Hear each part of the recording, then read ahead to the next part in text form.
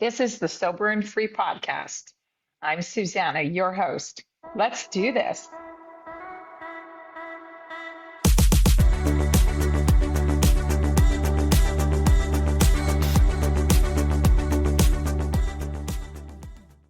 The Saturday morning, there was bubbly at breakfast, and that set the tone for the day. And we were drinking all day long and can't remember anything much. And then the Sunday morning, I woke up feeling terrible. But being British, stiff upper lip, I pretended that I was fine and went to breakfast. And I said to them, the next village, I've heard there's a beautiful house that we can maybe rent next time. Why don't we walk down there and have a look at it? And there was this weird hush over the table, and I've always remembered this. And somebody said, well, Janet, we did that yesterday, and you were with us, and you walked there, and you were walking okay, you were talking okay. Can you really not remember? I lost about 6 hours, and I'd had blackouts before, but this was what I call a walking, talking blackout. What makes someone an alcoholic? This is a hotspot for many. One person may label themselves an alcoholic, while another might be completely offended by this term, despite having no control over their own drinking. If ethanol, which is in every single alcoholic drink, is poisonous for everyone, then how can it be an allergy? And without the allergy, is there even such a disease called alcoholism? If you are even a moderate drinker and telling someone that you don't drink anymore, you invite judgment. So in our black or white idea of alcoholic or non-alcoholic, how do we avoid misconception? Thank you for joining us as we dive into the murky waters of addiction, alcoholism. There are a lot of terms for it, but really it's that cloak, that veil between ourselves and maybe our true selves. It's armor that we put on, and really, after a while, we don't remember who we really are. Everybody's story is different, and I talk with a different guest every week from all walks of life, from authors to experts, and mostly just regular folks like me that got drunk one day at a time and now have found sobriety the same way. You are imperfect. You are wired for struggle, but you are worthy of love and belonging. Brene Brown. Well, I have here Janet Gourand, and a fellow podcaster, with more experience than me. So I really do look up to her. So we will talk about everything sobriety and the sober glow. However, some podcast chat might slip its way in there, right, Janet? Sure. You're in charge. Well, you have many years of experience in corporate life in both Europe and South Africa. When you decided to stop drinking alcohol, you at that time could find very little support in South Africa, and you didn't want to go to rehab and decided the AA was not for you. So you got sober largely by your own efforts and by attending a workshop in London. And as your journey continued, you decided to use your professional background in training and development to design and facilitate your own workshop in order to support people who wish to moderate or quit drinking alcohol. You've set up a membership program, which I absolutely love, and we'll talk more about that. And it holds workshops via Zoom, and it's attended by people all over the world. And by all means, I'll put all the information in the show notes. If you want more details on membership and workshops, you can also just drop her an email, which is how I first connected with you, actually, is at janet@tribesober.com. You're married with one son and a Chihuahua named June, originally from, yes, I can't wait to, I need a picture. I have a dog. I love dogs. And originally from London, Janet relocated to Cape Town in 2001. So a few years ago. I'll say, we came here on holiday.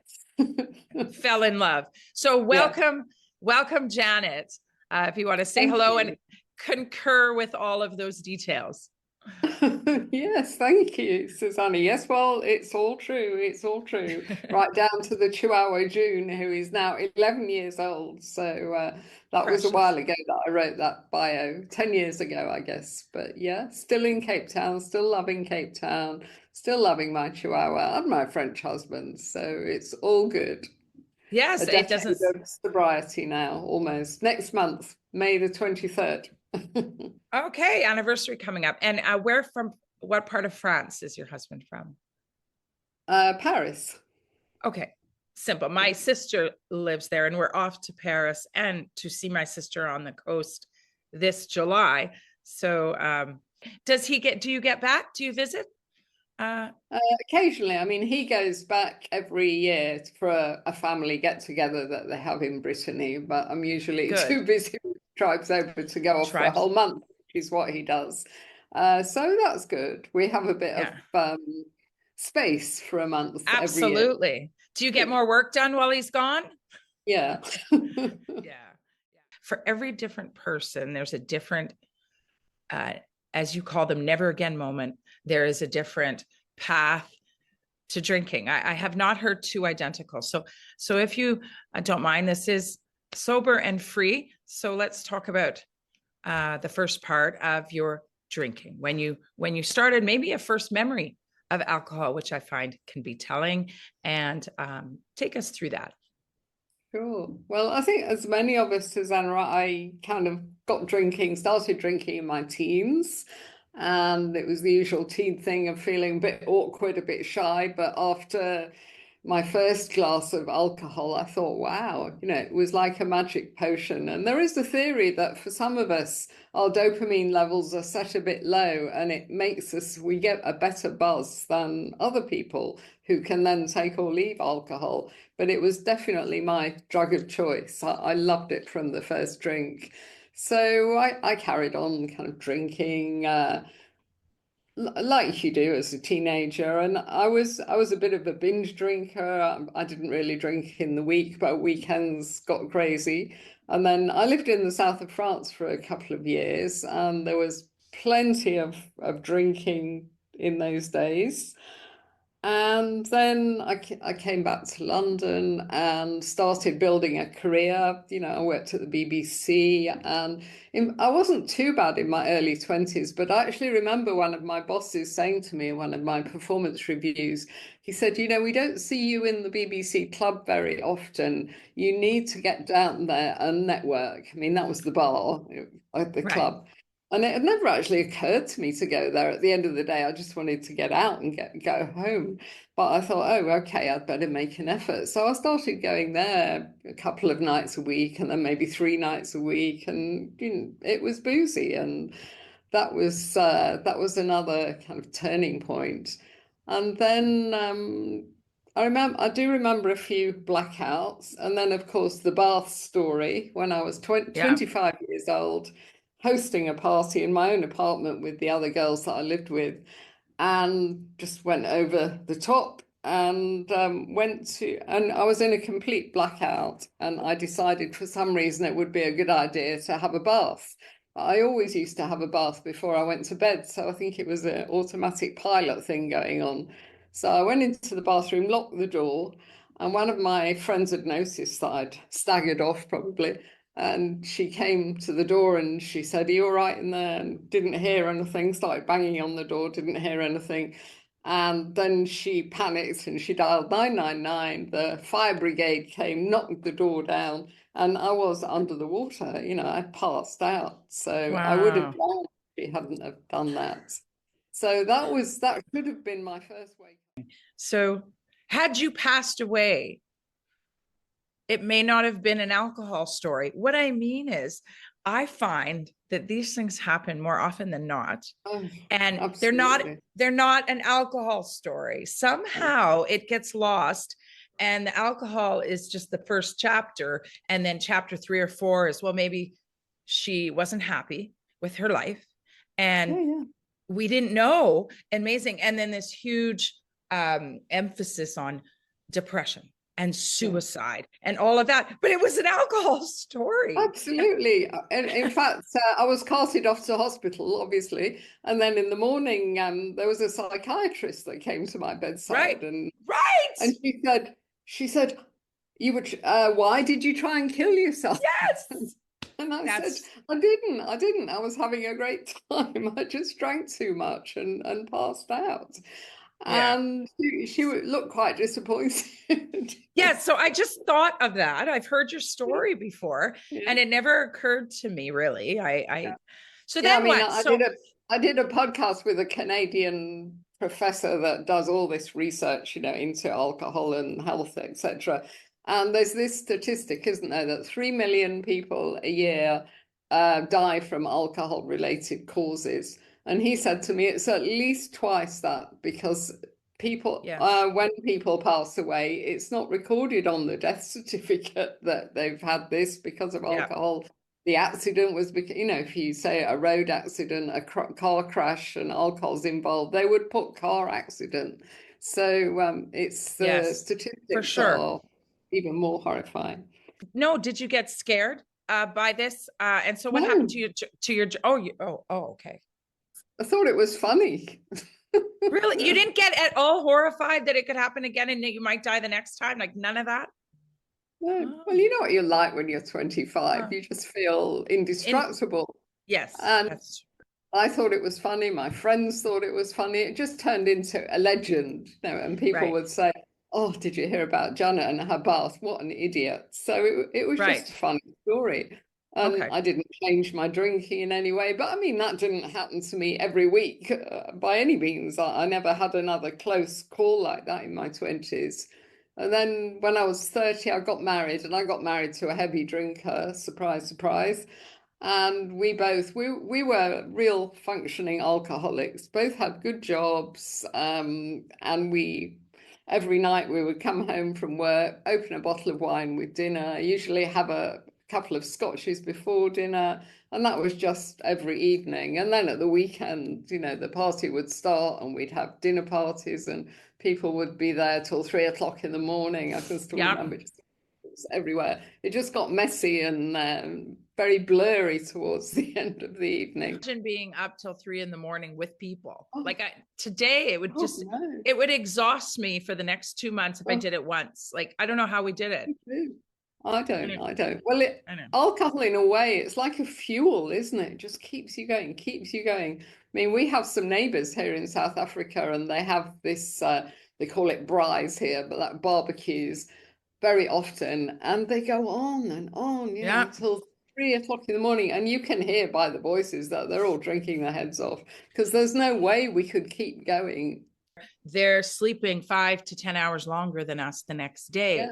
When you think about your productivity during the day, well, that does take energy. So that's where we're putting our energy into. Oh, Yeah, I would much rather have beautiful mornings and enjoy my day than have these crazy nights. I don't miss them at all. yeah, for sure. For sure. Anyway, so ruckus parties, the first husband, what happened to him? First husband, well, I met the second husband, didn't I? Yeah, he's better. Yeah, I upgraded. Yeah, absolutely. Yeah, so I did the mommy juice thing too. I mean, in this functioning first marriage, I had my son, and I did manage to stop drinking for 9 months. But then, it was the mommy juice and the work hard, play hard, all of that. And then when I was about 40, early 40s, I met my second husband. I met him at work. So we were colleagues for 3 years, and nothing really happened. And then we did get together. So he was divorced already. I left my husband then. And we got together, and it was great. And we got married in Barbados, which was wonderful. And I don't think he realized how much I drank, because he didn't drink much at all. But gradually, as he lived with me, he realized, and he used to say things like, you're drinking a bottle of wine a night. And it's normal, isn't it? Everybody Yeah. drinks a bottle of wine every night, surely. And he said, it's bad for you, that stuff, you've got to try and cut down. And that was when I realized I was hooked. And didn't you find, I want to go back to that, but didn't you find with that one bottle that you were drinking every single night, that was really partnered with resistance? We were trying to drink less, and it meaning it wasn't consciously, but subconsciously, I found when I was drinking a bottle a night, the bottle told me it was time to stop. But if it wasn't the end of the bottle, if they made the bottle bigger, I would have drank more.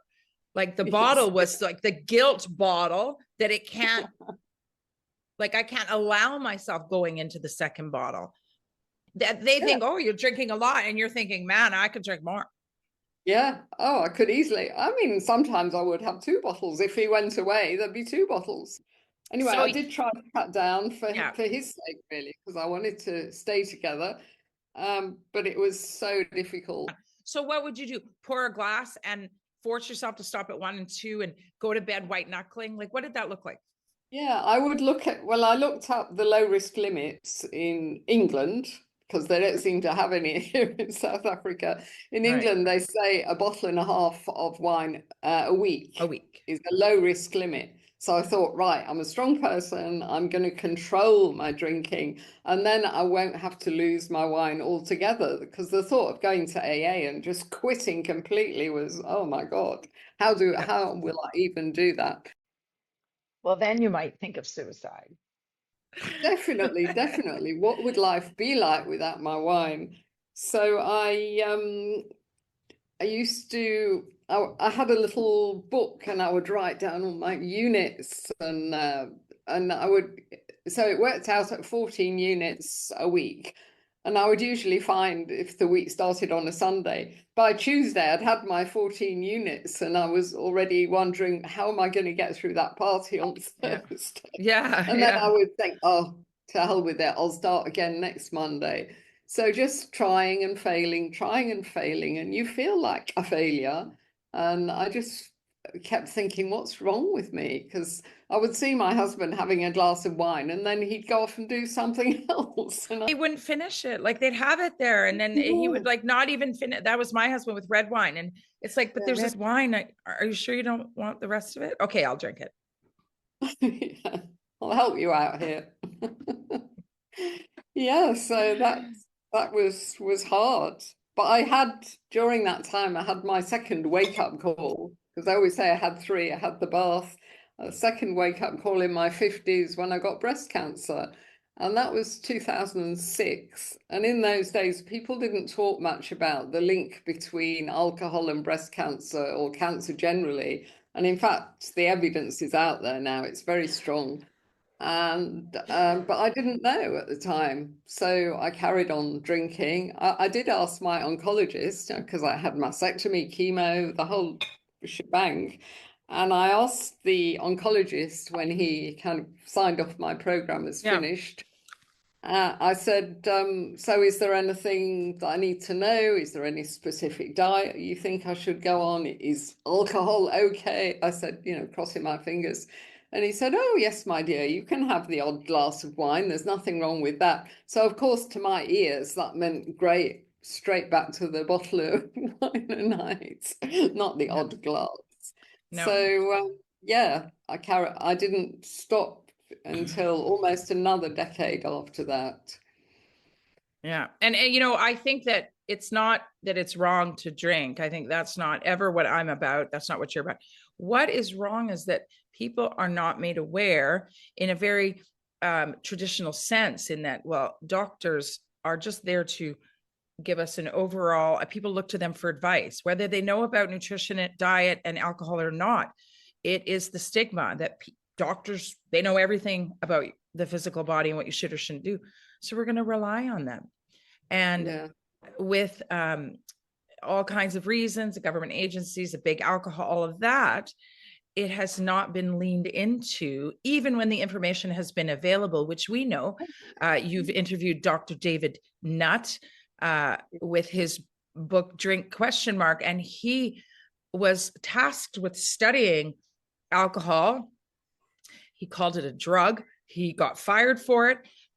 So they really didn't know what they were doing, because they let him study it, and then they turned around and said, oh, no, sorry, put the genie back in the bottle. The bottle. the No bottle, pun intended, we yeah. don't want to know. So I don't know if it's ignorance, claimed ignorance. I don't know what it is, but that moment that you had with the doctor that gave the green light is the thing. That is the thing. It's Because not. if he'd have said to me, Susanna, if you want to avoid a possible recurrence of this thing, then don't touch alcohol, I would have stopped. It probably Yes. would have been very difficult, but I would have stopped because I was frightened of it coming back. You know, it was a hard thing to go through. And even last week, I had another experience with a doctor, which is really funny. I had to go into a hospital for a colonoscopy, just like a regular Yeah. checkup. And the doctor that was doing it, he came round to meet me, and he said, "I just want to kind of feel your tummy." So he prodded at me, and he said, "Oh, it's all feeling good. I can't see any problems there, but we'll do this thing." And then I said, "Well, there shouldn't be any problems. I haven't had a drink of alcohol for 10 years." And I was fishing for a compliment. I was hoping Yeah. he said, "Oh, good for you." And he said to me, "You poor thing." Oh my God. Um, it's like you were at the same doctor. Yeah, yeah. I mean, oh, what is it with these doctors? So, And yeah, it's so been that way for years. It's been that way for years. It was that way with me when I was a young woman in the theater and keeping myself trim in the dance world. And so I had to eat well. I learned a lot about natural foods because that was the best way to keep the energy up and eat well. And drinking, yes, I drank, but I was 25. But I was at a doctor once and some pills fell out of my pocket, and it was green algae, spirulina, edible algae, which is an antioxidant, and it was part of my diet, and I carried them with me because of meals. If I would eat, I would. And so I said to the doctor, oh, that's just my blue green algae pills. And for me, it was commonplace that you take these strong antioxidants. And he was like, what? yeah, Never heard of them, which is fine, but yeah. shocking to me as a young woman. I went, oh, doctors are, it's not about nutrition for them. We all know No, that, but it's at still medical surprising. school, it's all about what illnesses and what drugs do we have to take and what surgeries do you need for what illnesses. There's no preventative education going on, or not enough And it anyway. doesn't seem to be changing, even with, and now this personal social media is helping because people are able to say whatever they want in large numbers. They're being interviewed on like the Joe Rogans, the Andrew Huberman. I love it. I eat that stuff up. And yet it doesn't seem to be changing. I mean, perhaps it's just slow. Like you say so often, that alcohol is going by the way of the cigarette, Hmm. And the you know? young ones aren't like, well, my generation used to be at their age. In England, I think it's 25% of 18 to 25-year-olds don't drink. I know, I've heard that from It's you. not cool anymore. And my 19-year-old doesn't drink. He might have one drink on a Saturday night. And my husband, he has a few beers when he watches sports. He drinks the most in the household, and he's like your husband, can take it or leave it. Mm. It's quite annoying still. But I'm happy to see the young people that Yeah, they're not fascinated with it. I think we drank enough for them.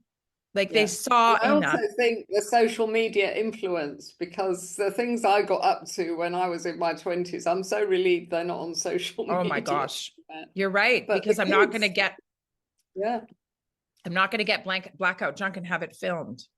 yeah, yeah. Yeah, there's too much of a risk. So, um, My tell third us, wake-up call, don't you want to yes, know that? The big one. that's The where we're big one. going. That's the one that worked. So I kind of trundled on for another 10 years after my breast cancer.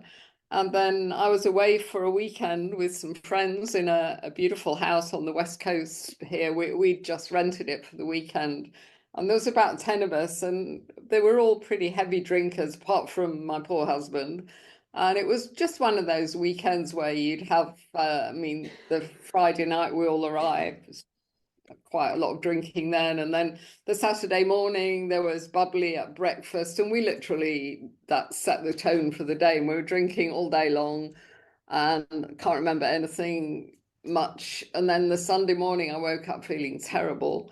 But being British, you know, stiff upper lip, I pretended that I was fine and went to breakfast. And I said to them, there's a village, the next village, though, I've heard there's a beautiful house that we can maybe rent next time. Why don't we walk down there and have a look at it? And there was this weird hush over the table, and I've always remembered this.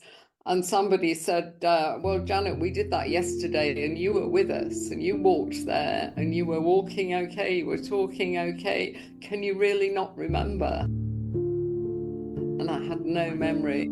So I'd lost about 6 hours, and I'd had blackouts before, but this was what I call a walking, talking blackout.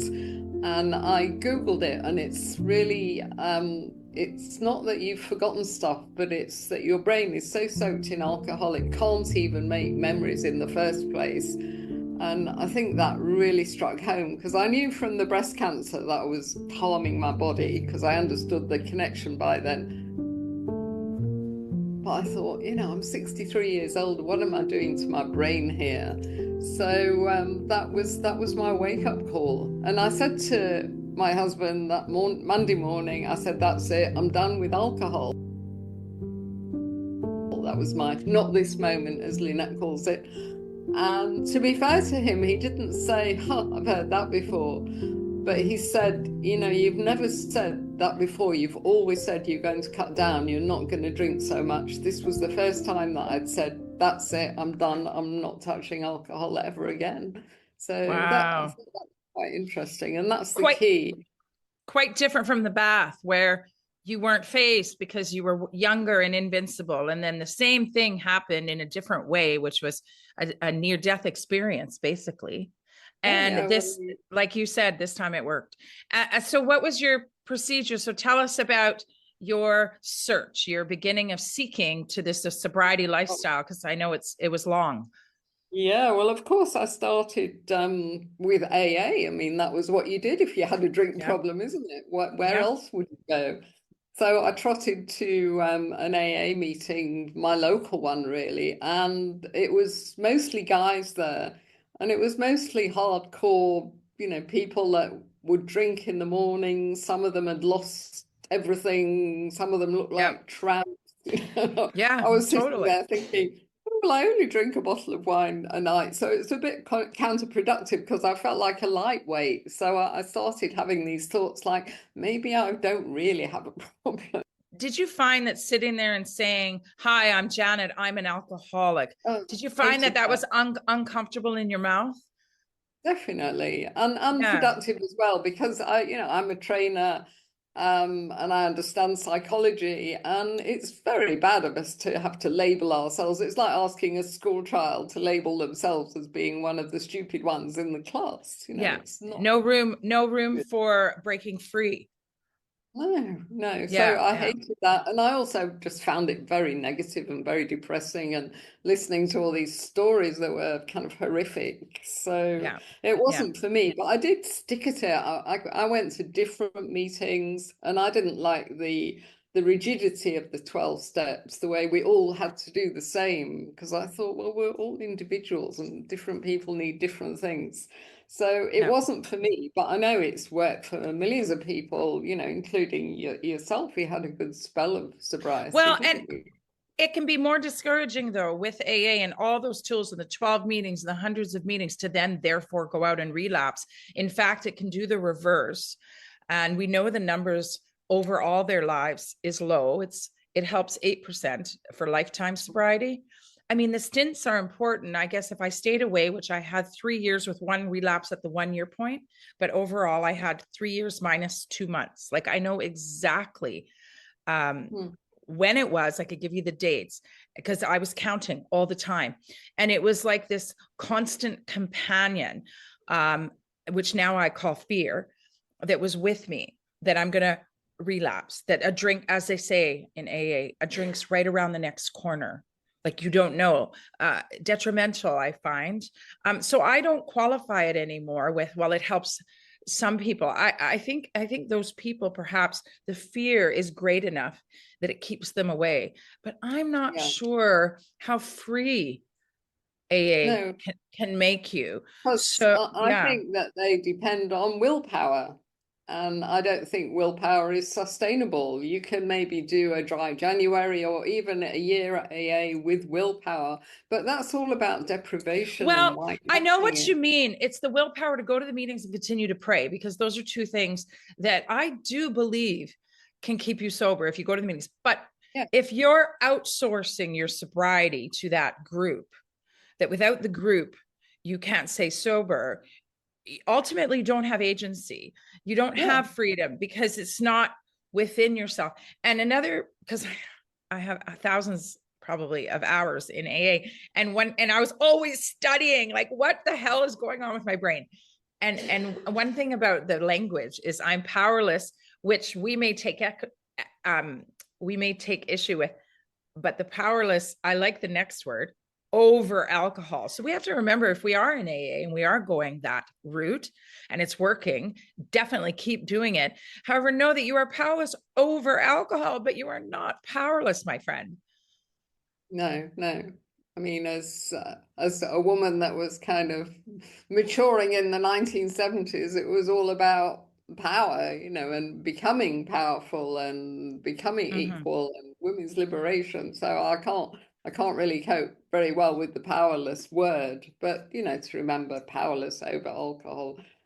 But yeah, so I started off with those guys, and then all this time, I must say, I wasn't drinking but it was the fear of what was doing to my brain, and I wasn't at all happy. And I thought, I can't live like this forever. I've got to find something that helps me.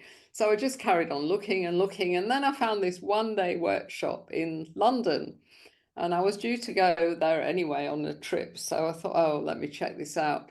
And I always remember it. It was a very hot day, which is pretty rare in the UK.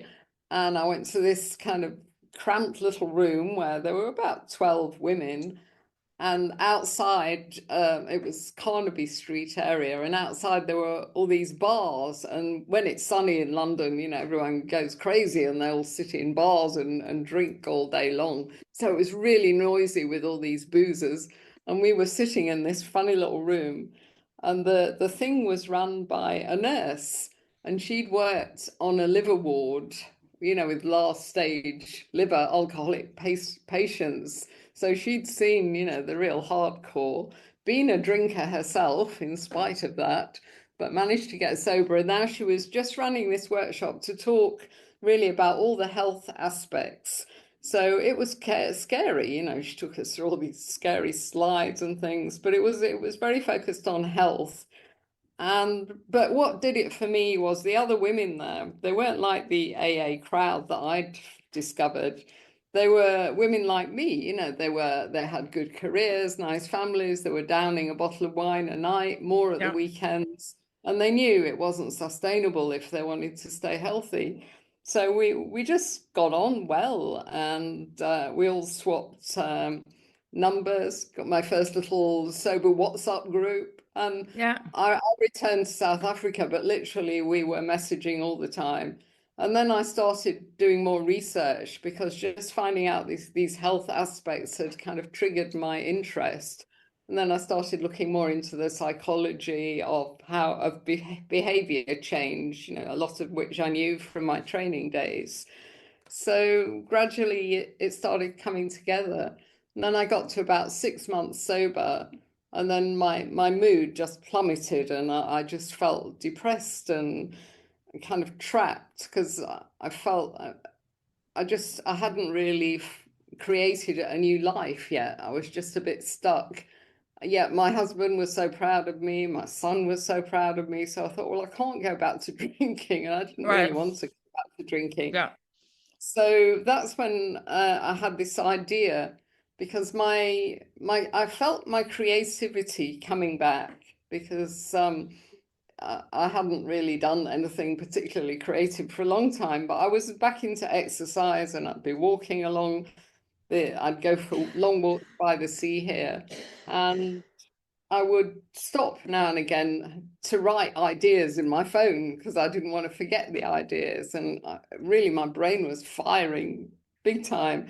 And then I had this idea that I would start a community and run a workshop myself, because in corporates I've been doing that for 25 years, running Yeah. workshops on management and all sorts of interpersonal skills.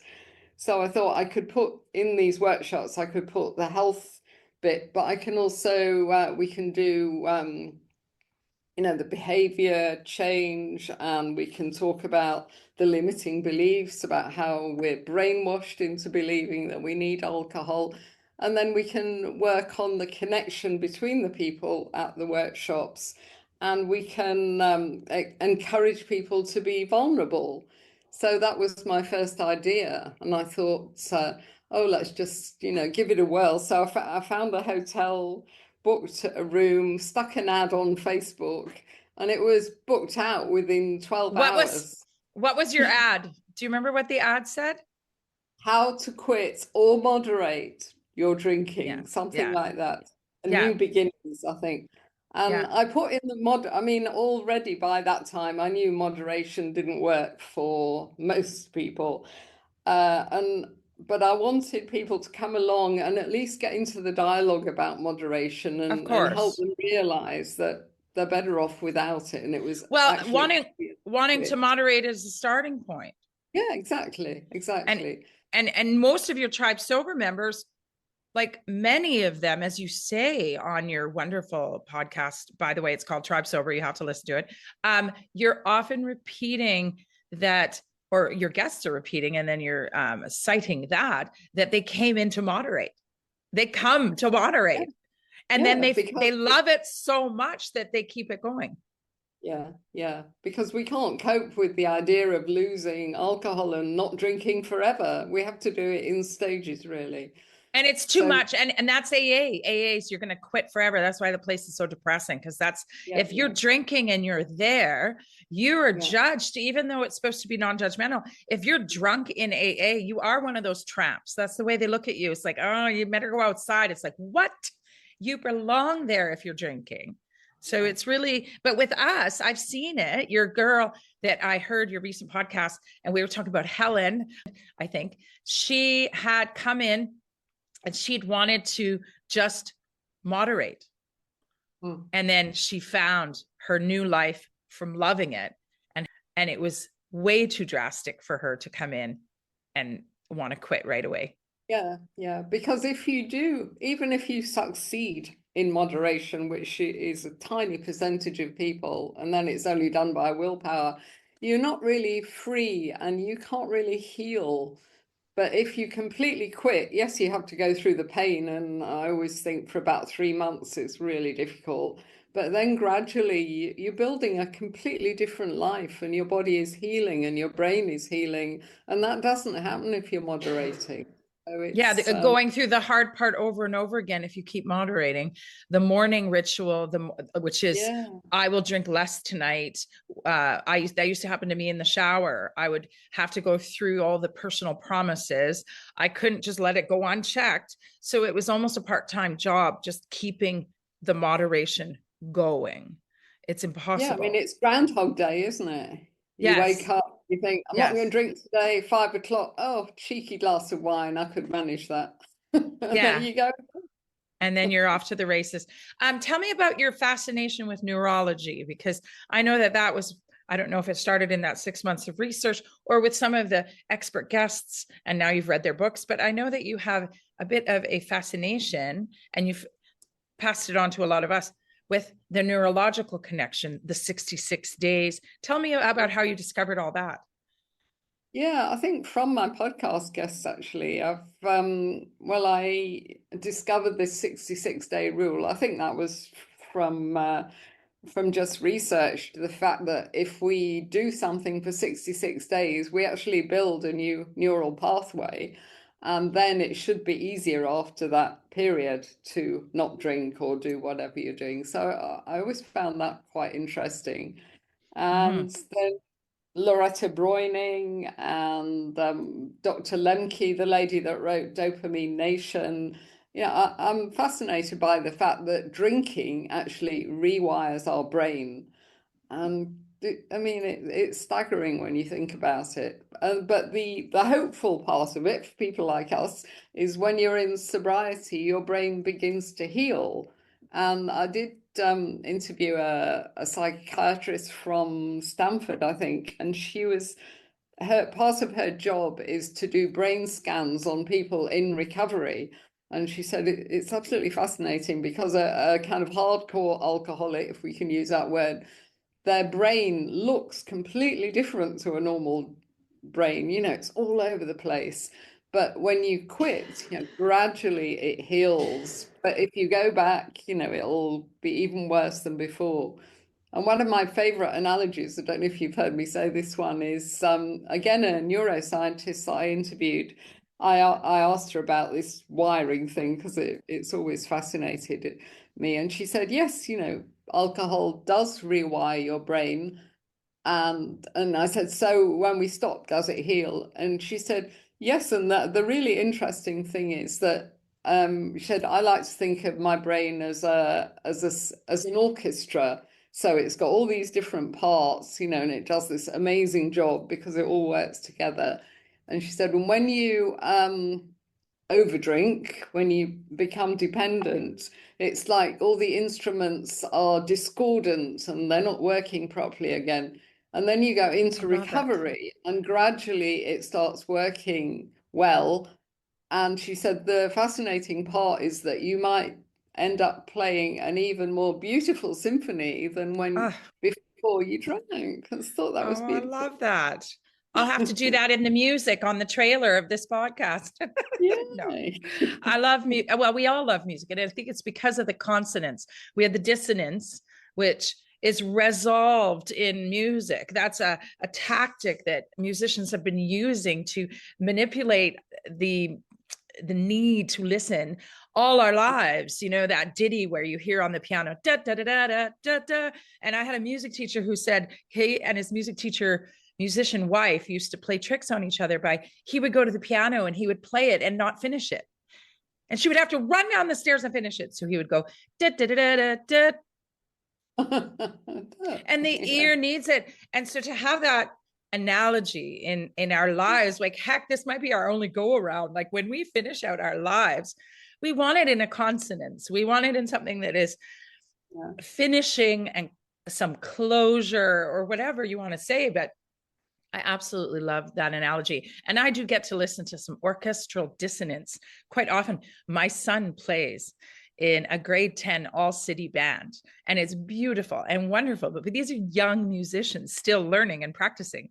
So he has a concert today. So I listen and I love I don't want to say wrong notes, but maybe a balance structure issue where some pieces are coming out more than what the composer, the dynamics aren't always correct, you know?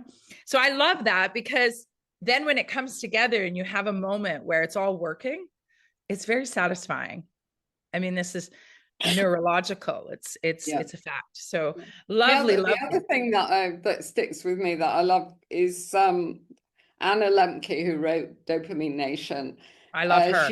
I love her. Have you heard her say that when we stop drinking, it's a really hard thing that we do, but our brain again gets rewired, and because that's such a hard thing, our brain begins to get wired to do hard things. And that's why when we're sober, we should carry on doing hard things. And that's why we say, you know, sobriety is a superpower. Cold showers and long walks and just doing difficult things, pushing ourselves, really. And people say their lives are better afterwards because they had to go through it. But maybe that's why it's like an elastic, and you did have to stretch the capabilities to be able to overcome. And now, as you say, you can overcome hard things. So I just saying it a different way, but I absolutely loved her conversation that she had with Andrew Huberman. She has also talked to Joe Rogan, but with Huberman, they can really get into the science of things, because him being a neuroscientist, ophthalmologist. And if you haven't listened to the Huberman Lab, he has a wonderful 2-hour episode on alcohol. which I know you've heard. And it's wonderful because he has so many fans that are he's cast that wide net. He has so many different fans that love all health issues that still drink some. But when you listen to him, who is not coming across because he's had a, drinking problem, he just tells the truth about the science of alcohol. And you've really taken that approach, and that approach freed me. I don't know why. It's just my makeup. That's what I needed. I needed the absolute proof. I was a doubting Thomas, perhaps, and I needed the proof before I could make it 100% my reality. There's not one good thing about alcohol in our brains. Like, we don't revere alcohol even a little bit, and that's why we don't struggle to stay sober. That's my theory. If you struggle, then there's a little part of you that still thinks that there's something redeeming about it. Otherwise, you wouldn't struggle. Yeah. I mean, the key is to just not see it as something desirable anymore. It's like, my colleague Lucy, she always makes me laugh because when we have new members on the Zoom cafe some Saturdays that she does with me now, and they'll say, oh, but I've got a whole wine cellar. What am I going to do with this good wine? And she'll always say, give it to someone you don't like. It's poison. But we're supposed to love our enemies, so we won't do that. And also, the last thing about the neurology that I love, because I am in the last few months of it, which is for every year you drank, you need a month to heal. Well, I drank I calculated about 36 years. And I will reach 36 months, August 15th. So I am using that as a bit of a fun brain candy. And I like that. And I have experienced clarity. So I really want to thank you. I used that as well. And I beat you. I drank for 40 years. Okay. So I reckon that I was in recovery for 40 months. But that's what, more than 3 years. But when I tell that to people, they look horrified, especially when they're brand new.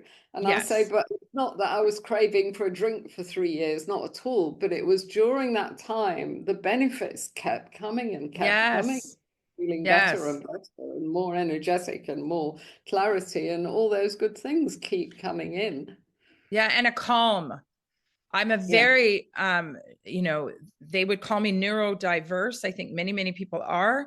I'm not unique, except for our own uniqueness, but about the firing of your brain when your creativity came back. Well, I've made my career as an artist. I have a civic job right now, but in my part-time, in my off time, I'm painting and flower arranging, redecorating, doing this podcast. I always have to be creating. And I think more human beings are like that than they realize.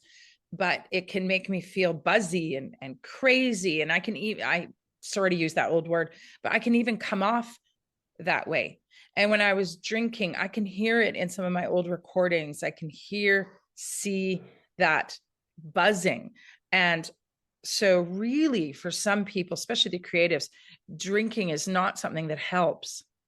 No, again, there's this myth, isn't there, that to be a great painter or a great writer, you have to basically be a drunk. And I think Hemingway was a great example of that, because he was apparently, by the time he got to 60, his brain had gone, really, because he drank so much throughout his life. And imagine how he would have written if he didn't drink.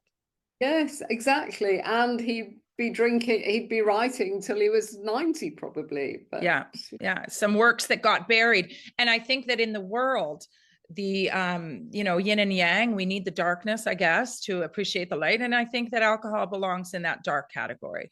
I have a strong inclination that for instance, Stephen King is another example. But look what he wrote. They said, but Stephen King, he was always drinking and in fact using drugs when he was writing. And I'm like, yeah, but look what the dude wrote. Like, he wrote some. But he doesn't drink anymore. No. He's written a book about giving it up, I think, hasn't he? And he writes even I'll have to get that. Now. I'll have to get that. Yeah, we love Quitlet. Some of my favorites that you've introduced me to is Laura McCown's "We Are the Luckiest." I stayed up all night reading that one. I love her. Quit Like a Woman. Holly Whitaker. In fact, Yeah. Quit Like a Woman is a little bit more on the power side of things. When you talked about powerlessness and the movement in the 70s, she really is a wonderful writer for women that are quitting. Men too, read it. She's got some wonderful positions. But I think Quit Like a Woman, in the title, it tells women everywhere, make sure you make this part of your quit lit. And we got to get that quit lit out there, because AA is not the only quit lit book. There are many, many others. No, and the big book, it's getting a bit old now. Yes, they need new stories at the very least. So what would you say when people are so tell us more about Tribe Sober, because you have so many different ways that they can get involved. So why don't you tell us about the simplest, and I will have all the information in the show notes, but why don't you tell us? I don't know when this podcast is going out, Susanna, but from the 20th to the 27th of April, we've got a free boot camp that we ran on Facebook. And in that boot camp, we have a task every day. We have a training session every day. And we usually have a few hundred people on it, and they're all connecting and talking to each other. And then on the very last day, I'll be opening enrollment to our 3-month Breaking Free program. So we've got our next program coming up. That'll be our 7th one, and it's 3 months, and they've been wonderful. We only take 20 people in each group. Wow, and that's great. They get really close, so we have obviously videos for them, and meetings, and the WhatsApp And group, chat groups, people the from WhatsApp all group. over the world. So that's been great. So that's our kind of main thing, and obviously the membership's going on, and we've got a retreat coming up that is now fully booked in Bali, so we'll probably do more of those. We've got a safari one going as well in September. So really? And where are you going on safari? Somewhere near Joburg, Madikwe. Anyway, you were going to say you've even got a shop. Really? With merch? Yes, merch, Tribe Sober merch. It was my son, actually, who's mad about rock music, so he's always got T-shirts and God knows what. And he kept saying to me, "Mom, you've got to get some Tribe Sober merch." And I was like, "Oh, do I?" And he was visiting recently, and he had his girlfriend with him, who's an artist and a photographer. And I said, "Oh, I can't, it's just too much work." And she said, "Oh, don't be silly, I'll set up a shop for you and design things." So she's designed T-shirts, and we've got mugs and water bottles, and she's put them all up on an Etsy shop. So people just order directly, and the stuff is sent out all over the world. I'm going to get some. Absolutely. I have to. I'll have a mug while I do my podcast, if ever gets it says audio, sobriety is a superpower, video. Or you can be sober queen. Oh my God, I'm going to get some. I can't wait. And then you have a 5-day sprint that is revolving, like you keep doing it. And that's a great way to get new members that aren't sure. Tell us about the 5-day sprint. When's the next one? Well, in fact, it's the boot camp. We've kind of renamed that the boot camp. Oh, okay. And as you say, it's a great opportunity for people to get to know us, because we get hundreds and hundreds on the Monday and the Tuesday, and then it tails off a little bit. But I always say, if you want to get sober, the key is to find your people. So we're not everybody's cup of tea, because we tend to be older ladies, so if young guys come to the boot camp, they might think, "I'm not sure I'll fit in well there." So you have to find the right crowd. But I do a talk, Lynette does a talk, and Lucy does a talk. So we're quite representative of what we're offering. What you offer. And they hear our approach, which is very different to some other approaches. And yet all three have a different specialty, I find. What I had with Tribe Sober, do you still offer a complimentary session with a sober coach? One session. Okay, I found that very useful. And then I did go on, it's not obligatory, but I did go on and buy additional sessions. And then I joined I don't know what it was called at the time, but it was 10 of us, and we were all in a group with Lynette, and it had I'm so sorry, I can't, Path to Purpose. I remember. Path to Purpose. Yes, she still does that, and in fact she has a membership now. So it's a nice synergy with Tribe Sober, because the idea is they come to Tribe Sober, they get sober, And then there's definitely, well, I'm sober, now what do I do phase. That's when I got depressed and suddenly thought of building Tribe Sober. So the idea of her membership is to get people to think about, the next stage. And Yeah. you've And what done I that. loved about the other people in your recovery is this is the work. So when people say, okay, I'm not going to go to AA, but I still have to do the work. Okay, what's that? Reading the Quitlet, listening to things, but then there is an active piece and a vulnerability that Brene Brown talks about. And the vulnerability piece is maybe essential for the last little armor that's still there to get that armor to just break down so the light can get in, as you say. And so what I found is with Path to Purpose, and it will happen in Breaking Free because of the closeness of the other members, is when I was getting coached with others listening. Wow. Wow. Because private coaching is necessary. You can be able to, cry and really bear that last layer. However, there's a vulnerability that is required when you're getting coached in a group, which I didn't expect, because Lynette called me out on something. And it was hard for her to do, probably, or maybe she's getting good at it and she doesn't really find it hard anymore. But I'm sure it was hard in the beginning for her to do. But she called me out. I can't remember what it was. Some of my BS, but others were listening. So I couldn't get away with it. And I needed that. And I recognize and also you might be vetting people before they can come in and do this work, because they do need the one-on-one. We do need to be a certain level of sobriety to do the work, because it's not, you have to also, I felt safe. I felt protected. I felt all those things. So I wasn't angry. And perhaps that can happen. And that's not the end of the world if someone gets angry, right? Not at all, no. We have Part to of the go through a process. whole gamut of emotions, don't we? Yeah. So I think the work that you do, I know the work that you do is life-changing. It helped me change my life. You suggested that I joined right away in an email. So keep doing that. I'm sure you do, but if ever you don't, always make that part of your email to me, because I just asked for the tracker. Oh, the famous tracker. Yeah. We'll have to talk about the tracker in a minute, but I had heard on your podcast something simple. Reach out to me at janet@triedsober.com for the tracker. So I'm like, well, I'm going to do that. And I was thinking, I doubt Janet answers her own email. That's what I was thinking. Oh, but that's and why then you you're did. on. Then you did. And then you said, join our Tribe Sober. And I thought, oh, I don't need that. I'm just going to glean. I'm a professional free gleaner. I glean everything online for free. And the Tribe Sober membership is about the price of a bottle of wine. So it's very reasonable. But for the first few months, I got my free tracker. I started tracking and I was listening to Tribe Sober. I went on a 5-day sprint, a boot camp. And then I said, I need to be on the Zoom cafe and get myself a routine. I mean, would you agree that a weekly routine in the beginning is essential? Yeah, you need to check in. And I remember you were very good at that. You'd always be there. First thing in the Saturdays. morning, With my sometimes in robe. your dressing gown with no makeup, but you'd be there. I think it was all the time in my dressing gown with no makeup. And the time, I know, it's the same time of day. I guess I could have done it all along. But the time change would be difficult because it was 8:30 in the mornings most Saturdays. And then for half the year with this silly time change, this daylight savings, it would be 7:30 for me, because you guys don't change your time, but we do. Yeah, I know. Yeah. I know.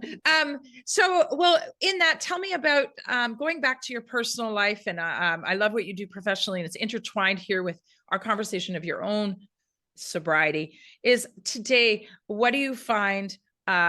You've gotten a little older. We all have. I mean, 10 years is 10 years. You must find that you don't have a circle that drinks anymore. Like they just don't drink. Did it happen? Or do you still have friends that drink? I've still got friends that drink. I mean, the people that I always hung out with before I got sober, I still see most of them. A few of them have drifted away, but when I reflect on who they were, they were my drinking buddies, really, people that used to make me laugh and entertain me, I suppose. But my true friends have stuck around, and a lot of them have certainly cut down, and some of them were very skeptical or cynical when I first started this journey, and they'd say things like, "Oh, you're still doing that non-drinking thing," when I was about 3 months, 6 months. And gradually they stopped asking me, and they just accepted that I didn't drink, and that's when the hard bit is over, really. And then Mhm. they'd start asking me sometimes, about the benefits, and they'd think, maybe I'll. And then they would do a 66-day challenge, or gradually do it in steps. And usually, if someone does 66 days, they feel so good at the end of 66 days, they think, oh, I might as well go for 100 days, and then 6 months, and then it just goes on and on. Because when What you start experiencing true benefits, you don't want to lose those benefits and go back to square one. Yeah, and yet it can happen. I mean, let's talk about relapse for just a quick minute. One of my favorite podcasts of yours was with Melissa, a woman named Melissa, Yeah. and she went very far down Mm, the well, as we could she did. say, and she had to be very strict with herself, more strict than I had to. Perhaps I didn't go as far with, I didn't have to take that train all the way to the station, but she practically took it all the way. And her relapses, I remember the essence of the podcast. I should re-listen to it. But what happens in all this bright and sunshine and new world? Is it possible to relapse? Have you seen anybody? Let's just be honest, because I know that it's rare, but have you seen anybody that feels like we do that goes back and takes a drink? Yeah. Not huge numbers, but certainly some people, and they'll disappear. And we can, and sometimes, I'll say to Sue, have you seen so and so? Because, she sees people on different occasions. She said, no, they seem to have disappeared. And then we'll kind of reach out to them and say, how are you doing? And they don't answer. And we think, and then they'll stop paying their subs, and we'll think, okay, they've decided. And then very, very often they'll come back after a few months, and Right. they'll be there at Zoom, and they'll say, I felt so good, and I thought, I'm cured. That was what they thought. Absolutely. And I can have a glass of wine, and most people say that they really did manage to have just a glass for a few weeks, and then the next few weeks it was 2 glasses or 3 glasses, and then gradually it ramped up, and it was usually even worse than before. And that's when they would come back and they'd say, I'm back to day one. And we always say, no, you're not, because you've learned so much from being alcohol free all that time. So just, Mm-hmm. get back on the bus. And that's why I love the trackers, because we've got annual trackers now. So the idea is, I think a lot of people, and I think AA kind of encourage that thinking a bit, that if you fall off, if you have a relapse, oh my God, it's the end of the world. But we say to people, you've had a slip up, and we've even got an acronym for slip up now that one of our members came up with, and it stands for sobriety lost its priority. Okay, and it did, Oh, and that's wonderful. you drank for a day, maybe even 2, 3 days, but you're going right back on the bus. And that's why looking at these annual trackers and marking, you've got all these pink days when you're sober, and then a few black days. But you keep your perspective that way. You can see the whole picture, and you can see that you're making progress. And it's all about progress, not perfection, which I think is an AA slogan, but I love it. Yeah, So they do have a lot of good slogans. First things first, and they have a weird one that I've never really understood. It says think, think, think, but then other AA say, "Oh no, I don't go there. Don't spend too much time in the head." But everything's your perspective. Like people see things differently. And what would be for a new person who is wanting to stop today? What's the first thing they should do? come to our free boot camp. Yeah, just, there's start. always one in the next week or two, right? Yeah, there's one on the 20th to the 27th of April, because it's about mindset for me. It's about reframing. And we say to new members now, please don't be depressed, because a lot of people join us saying, oh God, I've got to stop drinking. And we say, don't worry, don't be depressed, just get excited, because you've got such a fantastic opportunity. You don't have a problem, you've got an opportunity. So I think Absolutely. reframing is really powerful. and just start educating yourself and connect and listen to other people. You don't have to stop drinking, but listen to podcasts and connect with a free group, like your own, and just listen to other people's experiences. And what I love about our group of people, maybe older ladies that are in the gray area of drinking, as that one author who wrote, maybe it was gray area drinking. I can't remember. Yes, the lie. I think she said something about the lie. But what I love about us is that there's this whole group that was ignored for years, in many ways, because AA looked at the drunk, you're hardcore, you go get, as Laura McCowan used to say, you go get sober over there and we'll continue to have fun over here. And us that are continuing to have fun with our 1 or 2 glasses of Chardonnay every evening, it is still in some ways ruining our lives. But you don't have to go and be homeless and be under the bridge with the paper bag to get sober and have lasting sobriety. You can be a gray area drinker, and overall health might not be motivating enough. So what your approach, I was going to say study of science does, but you are a study, you're a lay you're a lay researcher. What your area, which was so powerful for me, was looking at all the information and getting that education for yourself. Knowledge is power. It really is. And then, and we all have to make our own decision, but you need the information to make the decision. Yeah, once you start looking at this stuff, you can't unlearn it. Once you know that alcohol's related to 7 types of cancer and 60 diseases, you never forget that. Yeah, once and it's bad news for some people. We might ruin people's drinking, but that's all good. But yet, remember, at the social occasion, the drinking is getting all the credit. But what about the actual fun that you had? Of course, it gets far too much credit. Alcohol. Yeah, it does. It does. Well, Janet, I appreciate you so much in more ways than one, coming on and talking with my audience here, and everything that you've done. Keep doing it. I will meet you in person one day. I know it. Yeah, I hope so. Come to I don't know Cape how. Town. Oh, yes. Well, France I did invite this you year. to Bali, but not this year. Maybe we'll do it again next year and you'll come then. Yes. And I will put the information in the show notes for basically tribesober.com is all you need to do, because everything's there. The Facebook's there. I love how you put out an email every week, which you can subscribe to. Now, can they subscribe to a weekly email? Yeah. Just it must be on our website, I think. It is, I think. Yeah. Drop me a line, janet@tribesober.com, and just say I want to go on the mailing list. That's the easiest, probably. Everything is there. Well, you have a fabulous evening, because I know it's the evening there. It's morning here. I'll go walk the dog. And I'm just going to walk the dog as well. Oh, your little Chihuahua goes out for walks like on a leash? Only got little legs, but she's quite feisty. She likes sometimes the smaller dogs, they just do their own thing. They don't necessarily get tethered. So that's very good she's tethered. We're going on the mountain. Oh, yeah. Well, I expect a photo of June at some point. I'll send you one, I promise. She's very cute. Please do. Okay. And with that, Susanna. You Keep too. In touch. Yeah, hugs. Bye. Okay, bye.